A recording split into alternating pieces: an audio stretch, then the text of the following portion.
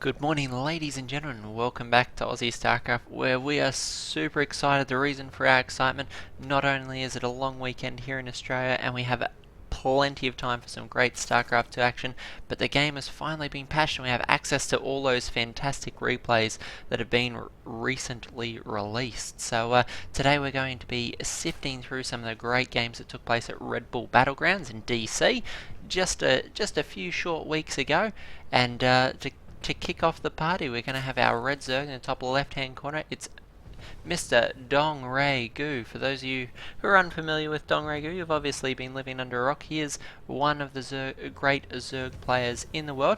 Lately struggling a little bit, but back in 2012 won the GSL and has been a consistently good performer across his career here in StarCraft 2. Also played Brood War, but really burst onto the scene in early 2011-2012 with the release of StarCraft 2. As opponent in the central location, the bottom position of merry-go-round, it's going to be Red Bull's Bomber. Now feeling the pressure here in this tournament, of course it is a Red Bull event, and Bomber being the only Red Bull player for StarCraft 2, certainly feeling the pressure to perform here, and really has stated repeatedly his desire to do well in these tournaments. So it is going to be a ZvT matchup, and pretty anxious to see how these players decide to kick things off.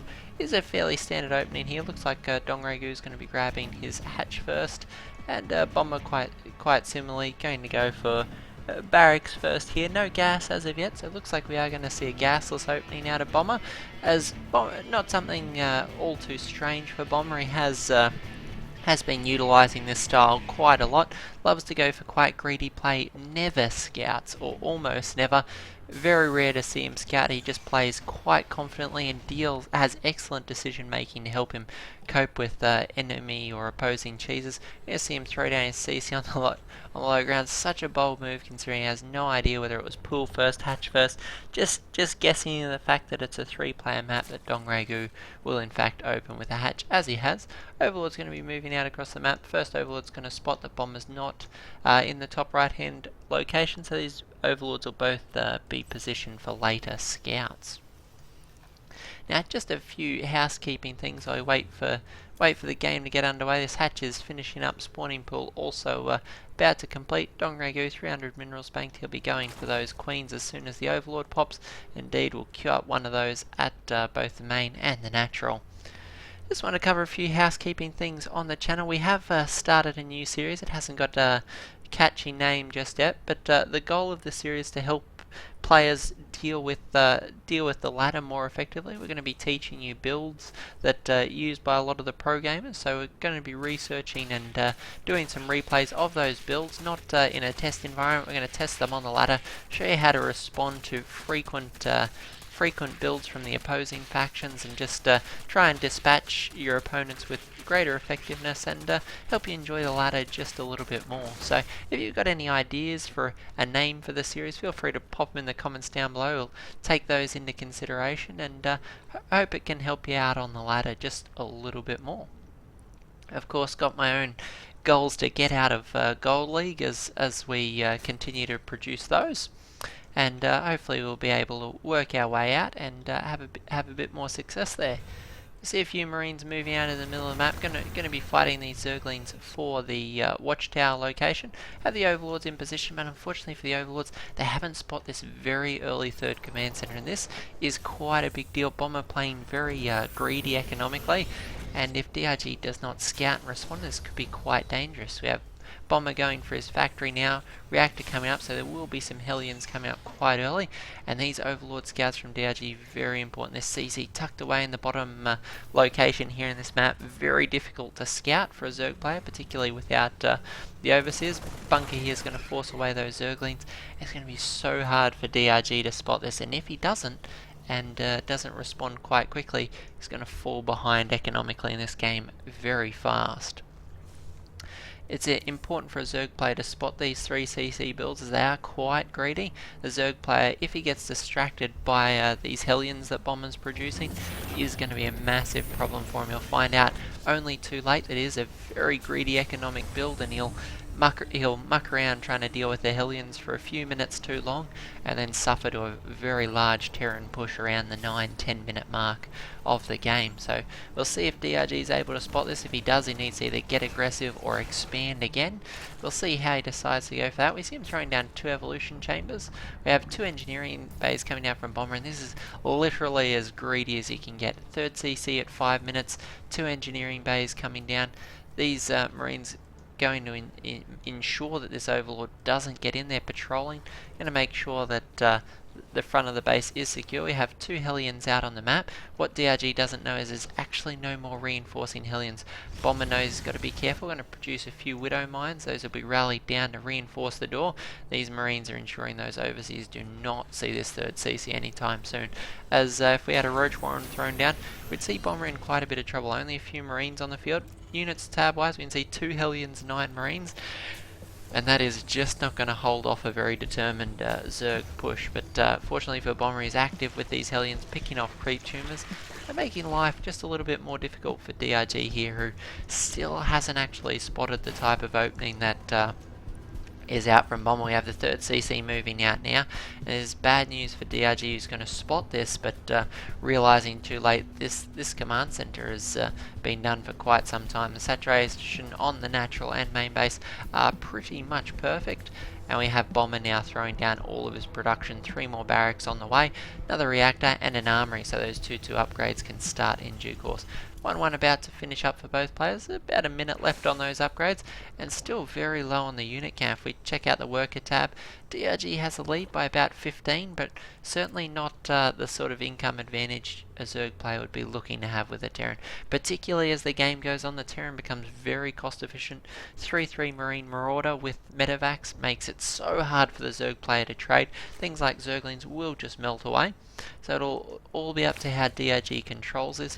If he can't get some damage done on this 3rd base, he's going to be in dire straits quite quickly. We can see Bomber's production starting to kick in now. The barracks almost completed. We have 3 still under construction, in spite of the fact that the others have finished. So we are up to an astounding 8 barracks, so potential for roughly 16 units to be produced at a time, or if a few of these go tech labs, it'll be 13, 14 Marines and 2 or 3 Marauders, which is quite commonly the mix Bomber likes to run with.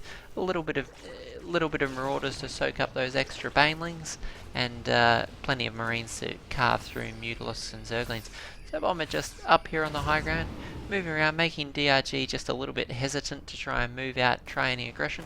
Spyro's on the way, so Mutalisks will be able to come out. We see a bit of gas being banked up for DRG here, but smart moves from Bomber here, just using these Marines to carve through the Zergling numbers. Baneling speed still on the way, more Queens coming out, and DRG actually has excellent creep spread, in spite of the fact that Bomber is out here in the middle of the map, cleaning this up quite effectively. I have DRG pushing the creep in every lane, so I have at least 3 or 4 avenues that these units can move out and or defend. I don't know that Bomber's actually spotted the fourth base location. It looks like he did spot it as it finished up, but these Banelings will be here to ensure that a drop cannot pick it off anytime soon. We have what is looking to be a very scary Terran force in the middle of the map. We have roughly equal supply for these players, which is a problem given that 15 of that supply for DRG is in extra workers, and Bomber is just pre-splitting and setting up for a very powerful push. Zergling run by going to make its way down to the 3rd base location. Bomber, lots of units here. 1 Hellbat is here doing a lot of damage to these Zerglings, but DRG, nice wraparound from these Zerglings, actually going to clean up all of these Marines. That's going to allow him to get into the SCV line here and do quite a bit of damage. SCV is trying to make it back to the base, back to the main base. DRG leaves with a few Zerglings, but Bomber manages to keep most of those workers alive. Widowmine getting another kill there, and Bomber going to be forced to drop back and defend this location. If we look at the workers lost tab, only 1 worker killed. That's fantastic control from Bomber. Ordinary players would have lost a lot more workers there in that engagement, but Bomber just excellent control, pulling the SCVs at the ideal moment and managing to get his reinforcements down just in time to defend it.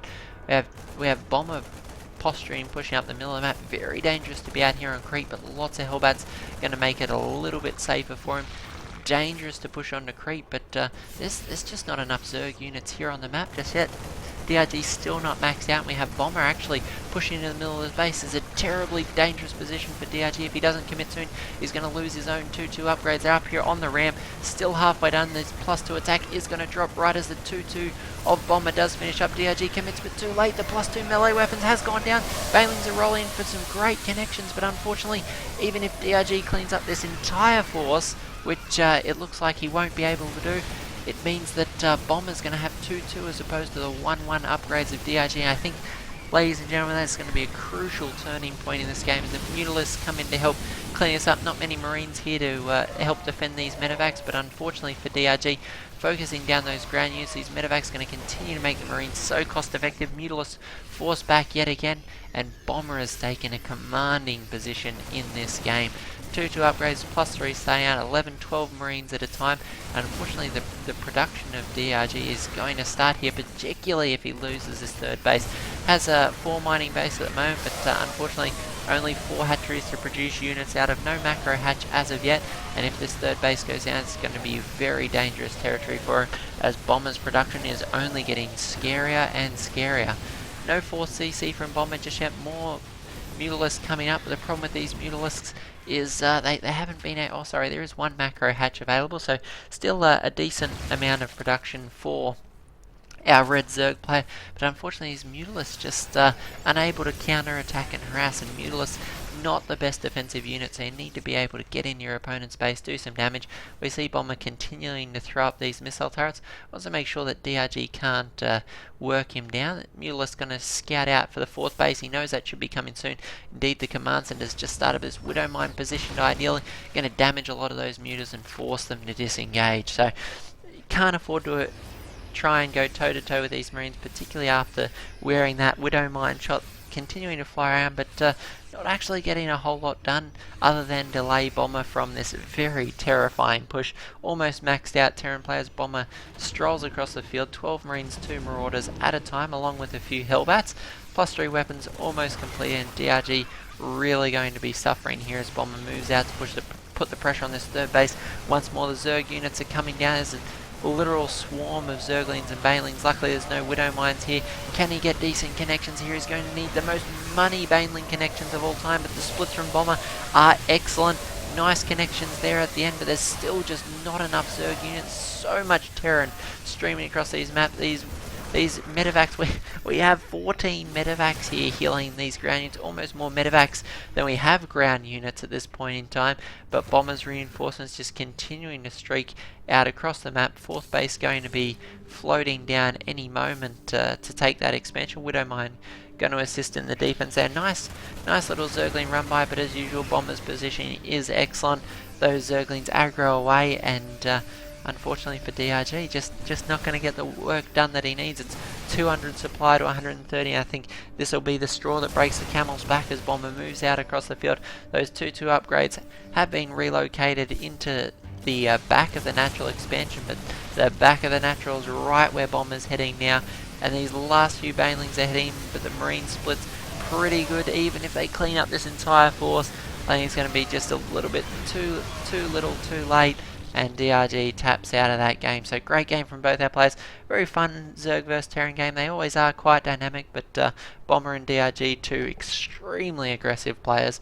Unfortunately for DRG, Bomber just appearing to be on fire in this tournament, looking to take his namesake tournament home with him this time. So hope you guys enjoyed it. We have a big weekend of Starcraft coming up here on the channel. We'll be casting a lot of Red Bull and the last few IEM games that I really enjoyed. So stick around for those. If it's your first time here on the channel, I hope you're enjoying yourself and you feel at home.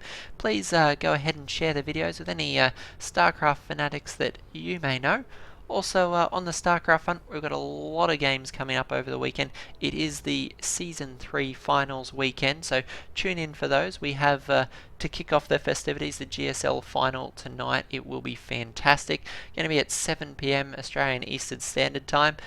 Tomorrow morning, early morning for me, if I can get up to watch it, it's going to be, and I generally try to, it's going to be the Europe Finals, which will be starting at 1 AM Australian Eastern Standard Time, and then tomorrow, I believe at 8 AM we have the WCS America Season Final. So it's a big weekend of StarCraft, guys. Hope you guys bring the popcorn ready to camp out in front of the PC and see some fantastic StarCraft 2 action. This is Aussie StarCraft. I'll be here with you watching it. Thanks, guys.